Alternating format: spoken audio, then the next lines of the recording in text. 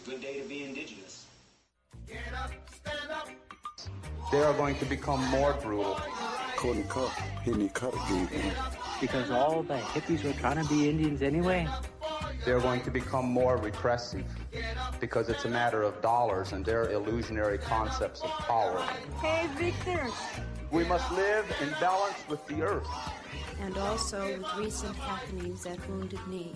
I am awake. Welcome to Native Roots Radio Presents I'm Awake, and I'm your host, Wakanja Hade. Hey, Kadagita, all my friends and relatives in 4 directions. You are listening to Native Roots Radio Presents I'm Awake, and I'm your host, Robert Pilot. Hey, we discuss local, national, Native news and events, and as you know, Native issues are human issues, and human issues are Native issues. It's always great to have our friend, State Senator Mary Kunesh, stop by and talk about what's going on locally and also nationally and in our big state also. So, Peeny Gigi, thank you, State Senator, for always spending time with us. To be here with you again. Yeah, it's awesome. I had you muted there for a second, so sorry about that. It's always good to see you, and a lot going on, and I appreciate you jumping on right away for the show. Kind of some things happening that are hitting hard here federally, and one of them is the NPR or the radio and television cuts, the $9 billion from cuts, and let's talk a little bit about that. Yeah, I mean, it's a sad day when our federal government cuts, and really there's no reason to do it other than to control the flow of information, because we know that information is power. And those that have that information are the ones that have power. Those that aren't receiving information, accurate information, timely information, are the ones that lose. And we kind of saw that in the floods down south, right? Yeah. They cut all the support to the alarms and the ability for the state and the city and the municipalities to warn people about inclement weather. And we see that it results directly in deaths. But with this defunding of public radio and other things that get information, accurate information out to people, it's a hard, sad day for the United States. Well, and some of the nonprofit radio stations that are being funded or defunded are the first line of offense to big storms and things like that too. Mm-hmm. I mean, legally, you have to have the AM signal when there's ever a catastrophe and people goes to the emergency broadcast system. So there's that again too, and I'm sure the federal government and Trump especially will blame Biden for some of this. It's interesting, Mary, and I think you know this too. We do a show once a month, a Little Moments Count, that's supported by NPR, and the information and how NPR supports other stations and the Amper network here in the state of Minnesota. Yeah. It isn't just let's get mad at Sesame Street because they have Bert and Ernie. It's goes deeper than that. Yeah, it really does, and I'm glad that you do that show. It's about, you look at resources for the little ones. Is that right? Right, yeah. And what's going on in Indian country with they have an indigenous box. We have Barb Fabre come on, and she talks about that, and it's just such a good idea and good work, and also supporting how they talk about supporting the family and the parents and the little ones, and then people that go through this Little Moments Count and some of these things that happen, they become mentors. So it's again a good thing, and we love supporting it here on Native Roots Radio and talking about it and getting out to the community, not only the good work, but the possibilities that people can sign up for these the families sign up for these things. It's so important, I think, to the Indigenous community that those resources, that resource like that is there because, when you think historically how the sort of the innate natural skill of parenting was stolen from generations of mothers and fathers, especially when we think about the boarding school era, the attempts to gentrify and colonize the tribes on reservations, off reservations. There was always an attempt to kind of sever those relationships because they knew if they were able to do that, eventually they would be able to, work the Indianness out of our kids. And I think for a while it was sort of working, but thank heavens we've been able to rein that in. And so those kind of programs like you're describing is so important. And bravo to NPR for picking it up and sharing it. Because parenting skills are good for every parent, no matter what. So. Well, and too, without being a big cliche, it does take a village, and we have a lot of our grandparents raising our young ones, and they need support any way they can, and to bring back family members back in the fold and give them life skills that you're talking about is just, it's just a small part of what kind of NPR does, and those stations that are being cut. I remember when NPR began. At that time, we lived up in Sartell. My dad actually was working out in Collegeville for a governor's special force called Rural Crime and Justice. And that was housed out at St. John's Collegeville. And that was the time that NPR, only it was called, I think originally it was called KSJR. Oh, wow. Yeah. And that was early on for Garrison Keeler's program. Yeah. I think my dad knew him pretty well.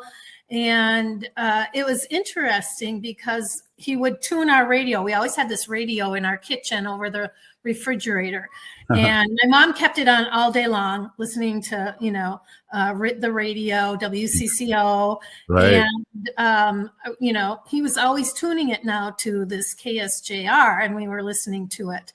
And so I grew up very much influenced by NPR, by KSJR in Collegeville. Yeah. And the thought of, the underfunding. I think I heard this morning on NPR that it's about a third of their budget that they're going to lose on, which, I'm sure you run on a shoestring budget, but for them to have the kind of broad, accurate information, it costs money to have people out there doing that work or subscribing to other broadcasts in whatever way that they can. So I don't know what we're going to do. It's like they said, there's not a lot of people that can just write a check for $100,000, $1,000, $100 to support NPR in the way that they are operating. But again, it breaks my heart, and just another indicator of the degradation of information, public information. And as a library media specialist, I am especially tuned into the necessity for getting real, authentic information to people. Yeah. Well, and who knows, people might step up and make that third that's being missed happen, because it is so important, and we have to have media that's non-biased out there, and we're run too much by Fox Radio, and thank goodness for Civic Media and AM 950 here in the Twin Cities. Hey, we're here with State Senator Mary Kunesh, and we're going to take a quick break. We'll be right back. Your heart beats for generations. Take care of it. There's a lot that we can do to take care of ourselves. And so I think it's important to take the smaller steps and break it down into more manageable pieces, because the little steps leads to big changes. Every beat of your heart tells a story of love, resilience, and hope. For Indigenous women, taking care of your heart means creating more moments with the ones you cherish. Let's protect that story. Learn more at hennepin.us/heart-beats. Minnesotans age 65 plus might qualify for Health Partners Minnesota Senior Health Options. The easy all-in-one plan includes personal support, coverage for medical, prescription drugs, and dental, plus many extra benefits. Eligibility information is available at healthpartners.com/oneplan. Health Partners is a health plan that contracts with both Medicare and the Minnesota Medical Assistance Medicaid program to provide benefits of both programs to enrollees. Enrollment in Health Partners depends on contract renewal. What does it mean to begin? Creation Story explores Native origin stories through powerful contemporary art, connecting past and present with every brushstroke in sculpture. Explore how identity, culture, and resilience are shaped through art. Creation Story, now at All My Relations Arts through July 26th. This exhibition invites you to the heart of the Ochate-Shikowin storytelling, where spiritual relatives guide the way. Open to all. Learn more at allmyrelationsarts.org. Experience the beginning. Experience Creation Story at All My Relations Arts in Minneapolis. The city of Minneapolis is now on Native Roots Radio with Minneapolis AIR. AIR stands for American Indian Relations. Guest host Christine McDonald talks to people about important things affecting the city's Native communities. Minneapolis AIR dives into topics like public safety, public health, elections, and so much more. Tune in to Minneapolis AIR on Native Roots Radio from 5 to 6 p.m. on the second Wednesday of every month, right here on AM 950.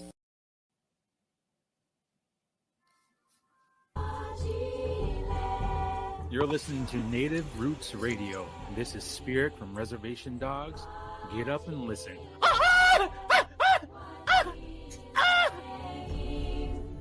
Welcome back to Native Roots Radio presents I'm Awake, and this is Robert Pilot. Hey, welcome back, everyone. This is Native Roots Radio, and we're here with our friend, State Senator Mary Kunesh of the great state of Minnesota, which we're broadcasting out of today. State Senator, thank you so much again for coming on and talking about these things. I know you and I are former educators, and you're on the education committee, one of the co-chairs. And education cuts, what is that looking like, and how can we fight back? And I mean, it's crazy what the federal government's doing with, the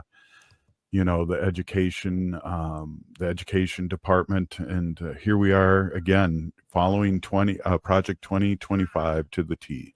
Yeah. We are just, a month or so, maybe 6 weeks from school starting.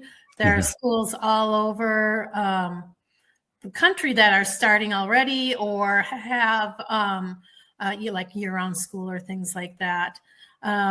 But we are very concerned, and I'm hearing it from school districts, from superintendents, from parents, the concern about the cuts to education. I think across the board so far, there have been $12 billion in total cuts to the U.S. Department of Education. For about $4.5 of that $1 billion is to K-12 education, and it is super duper scary because it refunds. It reduces the funding for almost every single federal program that exists. And they've been talking about this skinny budget. And eventually, those dollars are not going to get to Minnesota. They're not going to get to the states. And when we look at how a lot of our school districts struggle now to meet the needs, and as the chair of education finance, there's nothing I'd love more to 100% fund education, make sure kids have everything they need in those schools. Do they need special education? Do they need EL services? Are they getting, a good breakfast and a good lunch? Does every school have a library and a licensed library media specialist, an art teacher, a science teacher, a music teacher to make them a well-rounded individual? Do they have the technology that they need? Are they able to have teachers, well-paid teachers, that have the skills to ensure that these are bright, intelligent, curious, questioning kind of kids? And I would love to be able to do that. If we did that, it would cost Minnesota billions and billions of dollars. That's the bottom line. And there's a lot of communities that can't afford additional referendums and those sort of things. And I 100% get that. And these cuts that are being proposed, or that are in the works from the federal government, are just, they're going to destroy education, which is possibly, the whole reason behind the work that they're doing there. Yep. Well, absolutely. And we've known there's been an attack on education from the Republicans, and they want to fund,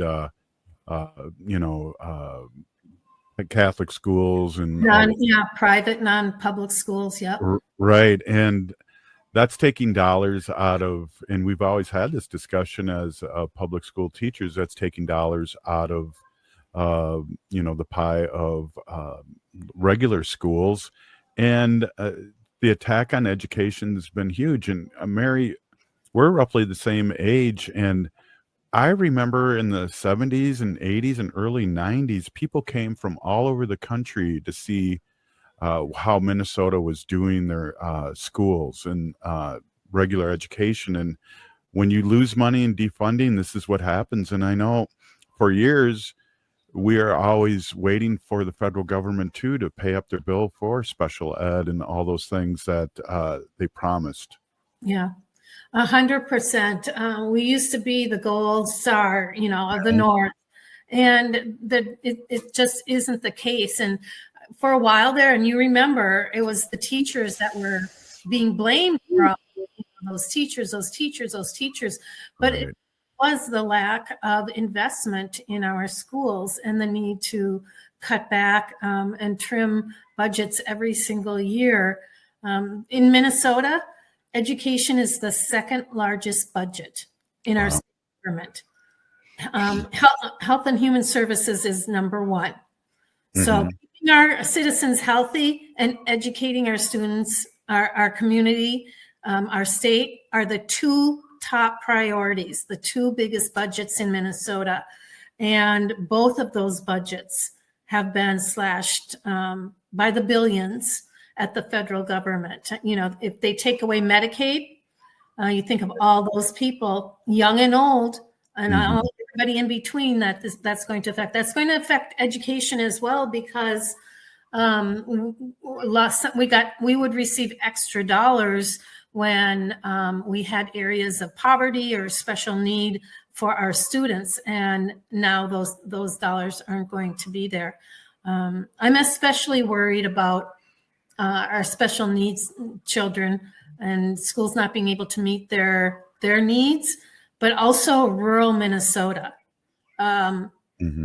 There's so many schools that are already struggling because they don't have the tax base. And Minnesota sends more to the federal government than we receive back. Right. Cities disperse more tax dollars across the state than any, let's just say Hennepin and Ramsey County and maybe some of the surrounding ones. They generate more tax dollars to the entire state than they receive back in dollars. And so when we look at how to make sure that every area, every district has their needs met, there might be some of our communities that are going to carry the ball for the others, but at the end of the day, they can't do that forever. And there is a responsibility from the federal government to work with the states, even though they would like to say, no, we're not doing that anymore. Well, the governor of California and I think even the governor of Minnesota are talking about withholding money from the federal government, because not only is that the way with the states in Minnesota, where this Minneapolis and St. Paul and surrounding suburbs support the whole state, but we have the state and states like California and Minnesota that pay back into the federal government and don't give back the money. And there's states like Tennessee and all these states that are just really not paying their fair share, I guess is one way to put it. Yeah. I mean, that's always kind of been a big mantra of, other political parties about everybody has to pay their fair shares, right? Right. The president is sanctioning internationally because he doesn't feel like in NATO and other things that those countries aren't paying their fair share. If we were to extend that kind of formula or that kind of philosophy, there would be unbelievable losses and hardship across our state and across our nation. Yeah, definitely. And, with these cuts too, we're already feeling them in the rural area. And a lot of times, and I know in the state of Minnesota, a rural area is very purple to red. And the people that voted for this are going to be affected too. And I believe that we are going to have to really ignite and go out there and knock on doors for politicians that believe in right and have empathy and really push these guys out. So we have work to do. We have a lot of work to do, and we are a very divided government, and not just nationally, but here in Minnesota. If you look at all of our final bills, we had one GOP member vote for education bill, and it was a good bill. There was nothing in there that was extravagant, that was wasteful. I mean, we trimmed so much of that back. And in fact, I included a number of our GOP members' bills in there that are going to make a difference for their communities. When it came to the unemployment for hourly workers, maybe a handful, I don't even know if a handful of our GOP members voted to continue and support that. And my question to them was like, are you really going to go back to your schools, to your hourly workers who have that, now have that resource during the summer? And let's remember, these people are making $12 to maybe $17, $18 an hour. When they're on unemployment, they make half of that. Right. So we're talking about $6 to $8 an hour. You're going to begrudge somebody that.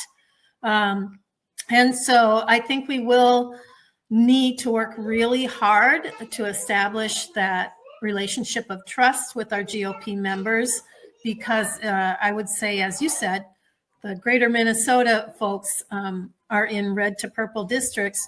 And if they want the help from us, they need to work with us too. I would invite them to work with us. Yep. Exactly. Well, and I know, and maybe next segment we can talk a little bit about this, but I know that you reach out, you don't see left or right or, Democrat, Republican. You reach out to the farmers that feed us, and maybe we can talk in the next segment a little about agricultural and what's going on there. Great. Hey, we're here with State Senator Mary Kunesh, and we're going to take a quick break. Stay with us. This is Native Roots Radio. The city of Minneapolis is now on Native Roots Radio with Minneapolis AIR. AIR stands for American Indian Relations. Guest host Christine McDonald talks to people about important things affecting the city's Native communities. Minneapolis AIR dives into topics like public safety, public health, elections, and so much more. Tune in to Minneapolis AIR on Native Roots Radio from 5 to 6 p.m. on the second Wednesday of every month, right here on AM 950.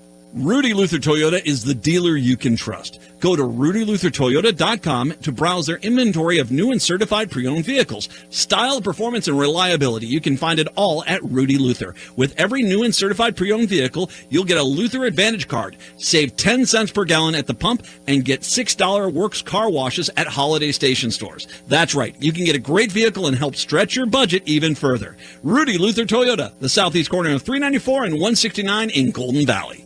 Your heart beats for generations. Your heart is so many things. It beats all the time, and it works very hard to keep you moving through your day, keeping your thoughts clear. It's the most important organ in your body. Every beat of your heart tells a story of love, resilience, and hope. Taking care of your heart means creating more moments with the ones you cherish. Learn more at hennepin.us/heart-beats.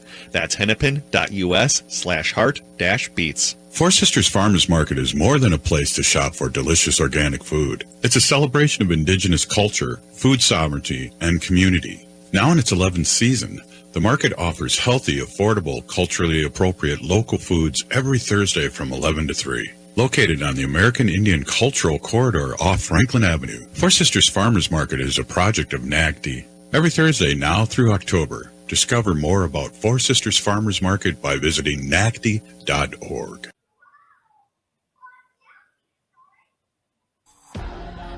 I'm Lieutenant Governor Peggy Flanagan, and you are listening to Native Roots Radio. Welcome back to Native Roots Radio presents I'm Awake, and this is Robert Pilot. Hey, we are here with our friend State Senator Mary Kunesh, and we're just talking real issues here and talking about what's happening locally and nationally, governmental-wise, and the cuts that are happening. So, State Senator, I'd like to segue into what have you been up to? What have you been doing? Yeah. So we are here basically in recess or we're not in session. And so in Minnesota, we are a part-time legislature, but I feel like I and many of us, even though many carry other jobs, continue this work year round. And so like this week, I did a couple things. I met with somebody from an organization who is working with parents more specifically in Minneapolis on how to have a better input into schools and the struggles that the schools have. So that was a really good conversation. I went to a really cool art exhibit, and it was just a one item at the Muckwa Studios in Northeast Minneapolis. They, I don't know who had this very creative idea, but they created a piece of art called the hospital gown. And it was a project where they invited anyone who is impacted by alcoholism and I think addiction, either by themselves or a family member, loved ones that have been affected by those kind of addictions, to help create this. It was actually really large, beaded hospital gown in blue. Wow. In blue beads. And the method that I was asking her about how they did that, there were like pieces of cloth that the individual would bead, and I think it's called brick stitch beading. And then they sent those in or did them at the studio or got them to the studio somehow. And the artist, Maggie Thompson, and I'm sure other her helpers in her studio, put them all together into this very beautiful, impactful piece of art. And I wish I could remember how many people, she told me, contributed to it.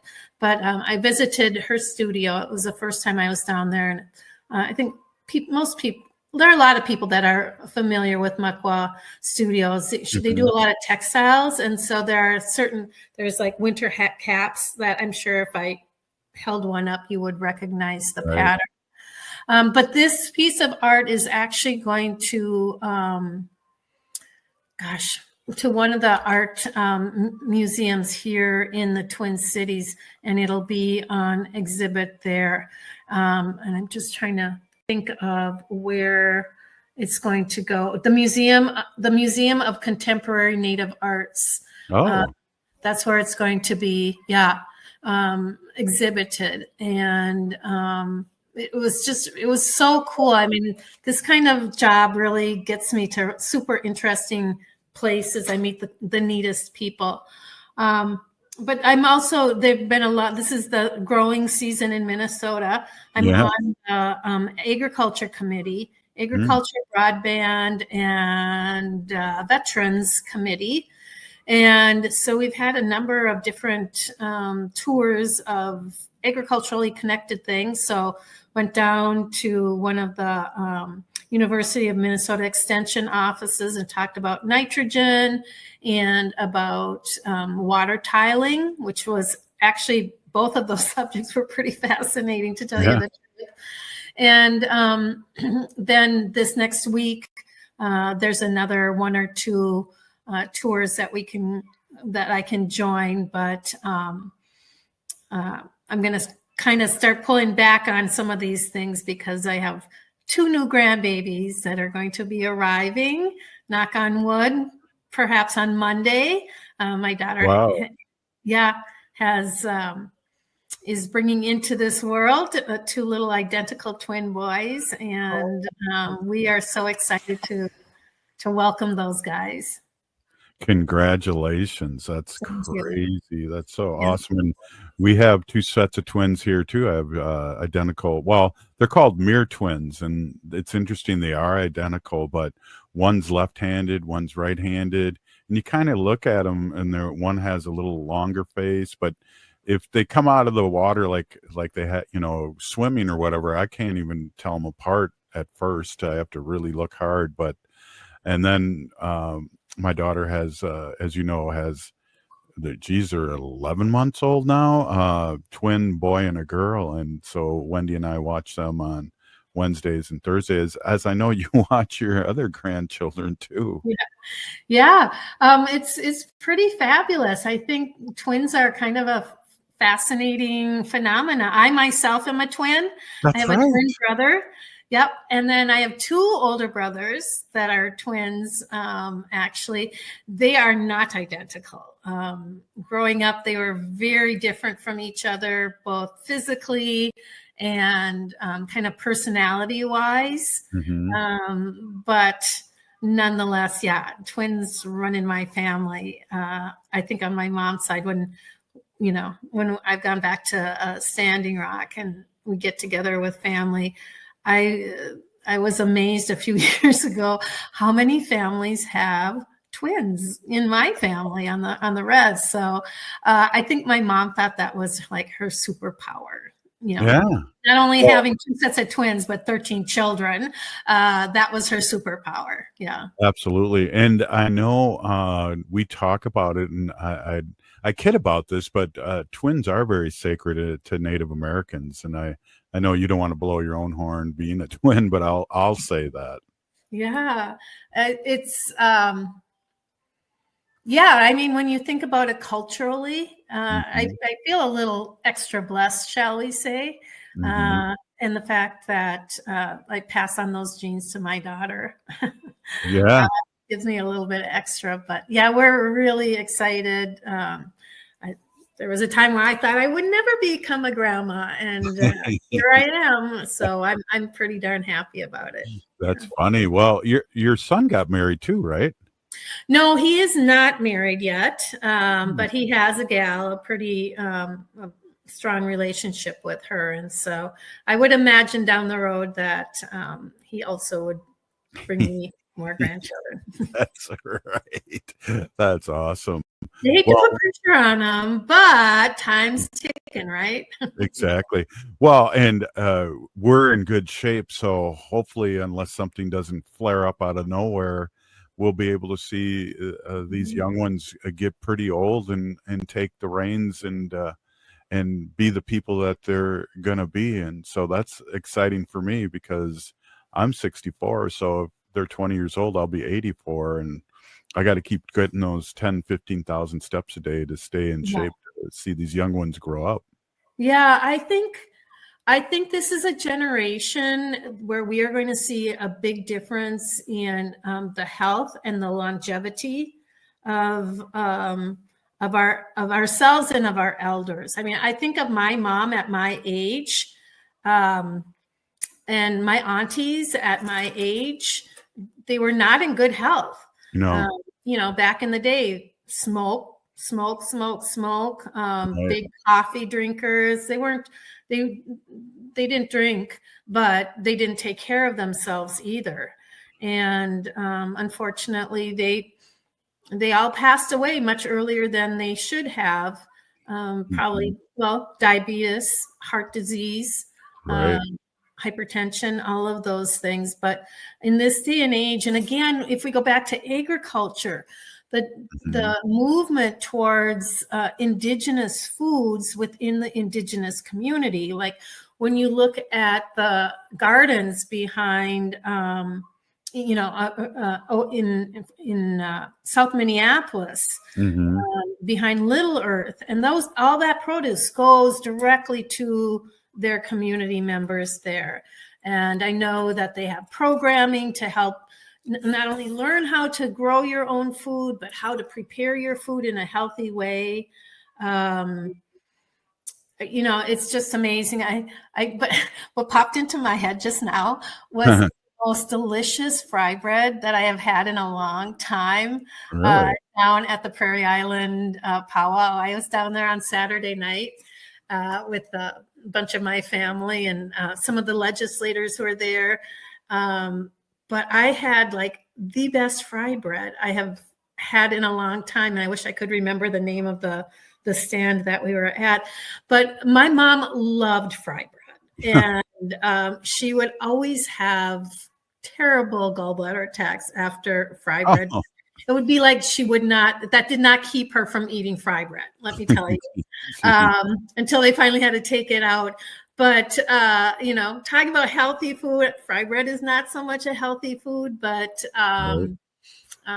boy, oh boy, sometimes those unhealthy foods are so delicious.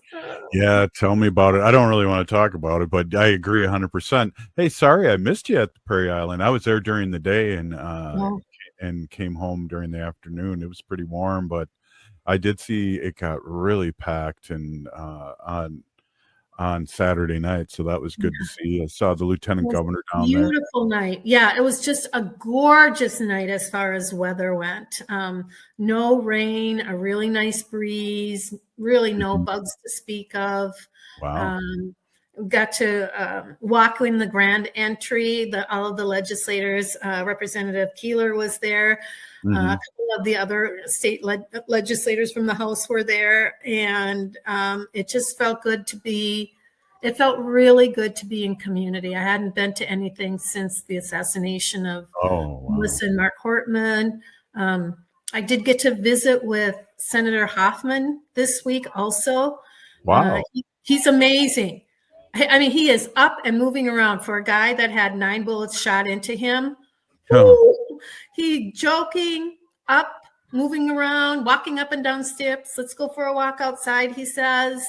And so keep him and his family in his prayers, because we're getting to learn more and more information every day about that horrendous weekend. Oh, wow. Yeah, I agree. Hey, thank you so much for coming on as always and speaking your truth and sharing some of your personal life too with our listeners. And I really, really appreciate that. Hey, there we go. There's one. Yeah. All right. Hey, this is Native Roots Radio. Have a great weekend, everybody. We'll see you Monday. Wapuatanka. Take care, everyone. The city of Minneapolis is now on Native Roots Radio with Minneapolis AIR. AIR stands for American Indian Relations. Guest host Christine McDonald talks to people about important things affecting the city's Native communities. Minneapolis AIR dives into topics like public safety, public health, elections, and so much more. Tune in to Minneapolis Air on Native Roots Radio from 5 to 6 p.m. on the second Wednesday of every month, right here on AM 950. Rudy Luther Toyota is the dealer you can trust. Go to rudyluthertoyota.com to browse their inventory of new and certified pre-owned vehicles. Style, performance, and reliability, you can find it all at Rudy Luther. With every new and certified pre-owned vehicle, you'll get a Luther Advantage card, save 10 cents per gallon at the pump, and get $6 Works car washes at holiday station stores. That's right, you can get a great vehicle and help stretch your budget even further. Rudy Luther Toyota, the southeast corner of 394 and 169 in Golden Valley. Your heart beats for generations. Your heart is so many things. It beats all the time, and it works very hard to keep you moving through your day, keeping your thoughts clear. It's the most important organ in your body. Every beat of your heart tells a story of love, resilience, and hope. Taking care of your heart means creating more moments with the ones you cherish. Learn more at hennepin.us/heart-beats. That's hennepin.us/heart-beats. Four Sisters Farmers Market is more than a place to shop for delicious organic food. It's a celebration of indigenous culture, food sovereignty, and community. Now in its 11th season, the market offers healthy, affordable, culturally appropriate local foods every Thursday from 11 to 3. Located on the American Indian Cultural Corridor off Franklin Avenue, Four Sisters Farmers Market is a project of NAGD. Every Thursday now through October, discover more about Four Sisters Farmers Market by visiting nagd.org.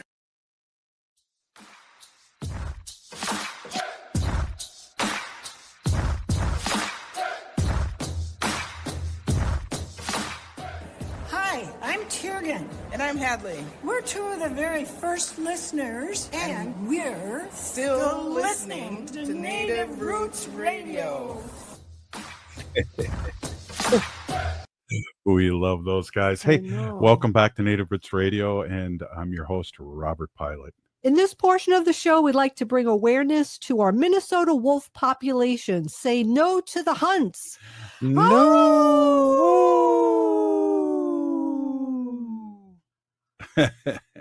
Good one. Hey, welcome back, Wendy. I want to reintroduce you to my awesome, beautiful wife. Wendy has been an animal advocate for many years, and she's a co-founder of Native Roots Radio in our 9th season. And you've been talking about our sacred animals for that long, and I've learned so much. And you happen to be the word of the day. Yes. Hey, everybody. My name is Hanajihihani, which means cares for them. And I was given that name by my Dega Curtis. Curtis goes by Mashke Hanajinga, which means walks on white clouds. 2 words. Yeah. I'm a policy volunteer for Humane World for Animals, formerly known as the Humane Society of the United States. And I work on animal issues at the local and state level. It's always my pleasure to do that. And today I just have a, plethora of things to talk about. A plethora? I like that word. Yeah. So I was just talking to my relative this morning out in New York, and they're having a heat wave out there now. So generally our weather just kind of goes there in the next couple of days. So, just to remind everybody who's listening out there in the East Coast to put out some pans of water for your wildlife critters in your backyard. Mm-hmm. I have some really, really cute pictures. We had a heat wave here just a few days ago, and the heat index was over 100 degrees, but we saw those crows. Do you remember that? So what I have is like multiple bird baths in the backyard that are filled with water. And then I had just our hose on just like mist, and I had that going, and I'm telling you, about 6 crows came by, and they were giving them, they were like in the grass, like just like feathering off in the water, and one crow had its beak open, like its mouth open, so it must have been really thirsty. But anyway, it really, just watching them out there in the water, getting cooled off, cleaning off their feathers, and just enjoying that cool water just really gave me a good feeling in my heart. So I'm happy to do that. And I know our water bill is going to be high, and it always is, because, we give up. I was like, I asked Robert, and I don't even know why I do this. So this is like too much information for everyone out there, but this is like what I do. I'll be like, it's in the afternoon. It's like 98 degrees. And I'm like, I'm going to go. I always ask Robert, should I turn the water out? Put the, sprinkler on out front? And Robert be like, no, not now. And I'd be like, I don't even know why I asked you, because I'm going to do it anyway. Right. I just say, no, it's going to evaporate in the air. No, but hot. I didn't do it for our plants. I did it for the birds and the animals out there. But anyway. Well, and you proved your point, because we had, about 4 crows show up, just get a water bath. Yeah. And like we had so many, the animals came to our front yard too, just to get cooled off. So I'm happy I did it. So I don't know why I even asked you, but I don't either. I don't know. I think that's why I don't know what no. it is. I don't know. It's some psychological problem I have. It's anyway, awesome. I'll have to ask the therapist. Yeah. Anyway, female octopuses have been octopi. No, they're octopuses. Okay. Have been observed throwing objects such as shells and silt at males that persistently try to mate with them and refuse to leave. So you go, girl. You tell them, you go, girl. There's a Alaskan wood frog. I just read about this. I've never heard about this animal. It's a Alaskan wood frog. So what happens in the winter, like most frogs during the winter, they'll burrow under the ground and, hibernate for the winter. Mm-hmm. This frog literally lets its body freeze. So it gets, it freezes solid in the winter. Their heart stops breathing. They stop breathing, their brain is silent, and then in the springtime, literally, they just thaw out alive in the springtime, and they just start hopping around, just like nothing ever happened. I've never ever have heard of anything like that, but that's just amazing, right? There's so many animals in this world that we have no idea about. Right. And there's a lot of animals out there who have been deemed extinct, and then they suddenly find them again somewhere, So I'm going to look into that, because I want to find that. Yeah. So I wanted to talk to you guys also today about dangerous foods for your dogs. Oh. Yeah, because sometimes I'm eating something and Wanda wants it, and I'm always like, oh, I don't know if she should have this. I don't know if it's good for her. I don't know, because dogs do not metabolize food or medications the same way we do. That's why you should never ever give your dogs any like medications before checking with your vet, because like ibuprofen, for instance, like could cause severe damage and the dog can die. So you never want to do that. But anyway, here's some foods that you should never let your dog eat. Grapes. Wow. Yeah, grapes can cause kidney failure. Really? Yeah, so you don't want them to have grapes. I remember our chihuahuas, my mom's chihuahua would eat grapes. Well, it was back in the day before we knew all this, and all the dogs died. Onions or garlic.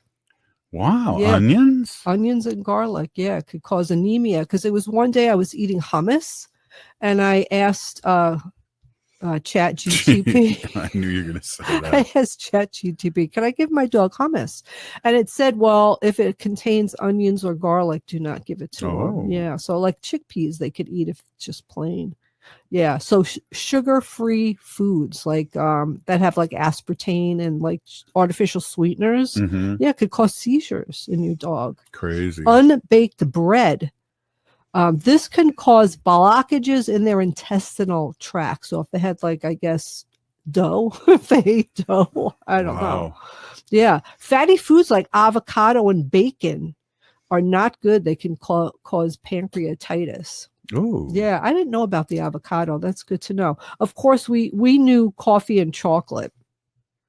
That can cause seizures. We don't want to do that. Yeah. Too much salt can also cause seizures. Well, I feel bad. I gave her some of my chocolate malt.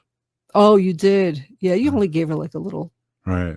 She didn't eat like a whole bunch. She just had a taste. A little bit. A little taste is fine. Okay. Dairy. Dairy is no good for your dog. We don't have dairy in the house. Well, we don't, because I'm vegan and I keep a vegan house, so we don't have any dairy. But that can cause digestive issues. This is the vegan button. Oh, okay. That's the vegan button. Yeah. Okay. We were trying to figure out how long I've been vegan. I don't know. I know it's it's so funny. I use Facebook as like my caliber of how much time has passed. So I'll be like, oh, that's a memory that came up on my Facebook page. It was 13 years ago. And oh yeah, we were here. And I remember I was vegan then, so, but I don't know how long, but it's been at least like 13 years, I think. I think it's been about 16 now that I think of it. Really? Maybe. Could be. I'm not really sure. Anyway, it's been a long time. Macadamia nuts. Temporarily inability to walk. I wonder what it is about a macadamian nut. So Robert thinks I'm crazy, right? Because I have all these little critters out in the backyard. And what I did was I read on the internet, and it made so much sense to me that, if like in the very beginning of spring, when there weren't a lot of flowers and things for the bees and pollinators to go to, I sliced tangerines in half and I put them in a pan so that like all the bees could get nutrition. First of all, they could get sugar for their bodies and hydration, and they need it for their energy. So I put half tangerines out. Yes, you still have an excellent job. Hey, we'll be on tomorrow, hopefully.